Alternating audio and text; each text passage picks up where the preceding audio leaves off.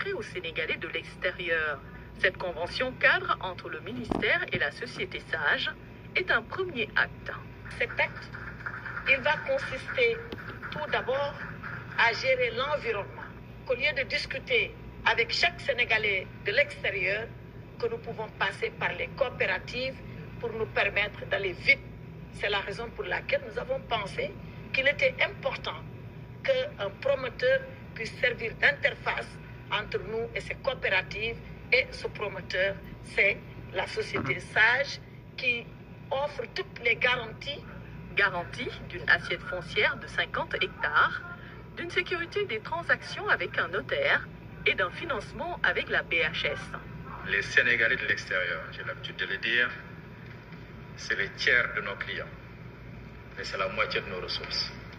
Tout simplement parce qu'ils sont motivés en allant à l'extérieur par ne revenir qu'en étant propriétaires de leur logement. Les sécuriser en les aidant à devenir propriétaires est quelque chose d'important. D'autant plus que la plupart des sujets de contentieux dans le domaine de l'immobilier concernent les Sénégalais de l'extérieur. Ce type de convention est important et je m'adresserai à la structure Sage pour dire qu'elle a une lourde responsabilité en signant la première convention cadre. Ça signifie qu'elle a été sélectionnée assez rigoureusement.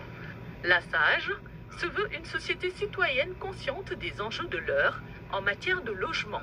Cette vision du chef de l'État nous a conduit à mettre à la disposition de nombreux Sénégalais des maisons confortables dans des espaces de vie aménagés et agréables. 270 villas F3 dans un style moderne et confortable. 1363 terrains nus aménagés et prêts à bâtir.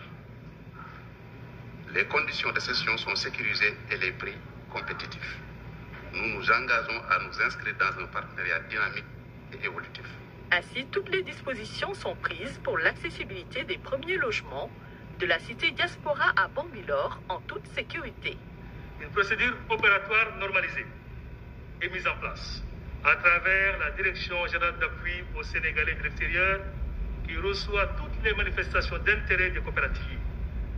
Les dossiers sélectionnés seront transmis à la Sage.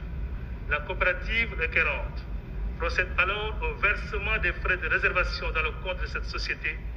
Suivront, et c'est extrêmement important, la signature et le dépôt des contrats de réservation chez le notaire, la liquidation des terrains et des villas dans le compte du notaire désigné et enfin la remise de l'acte de vente.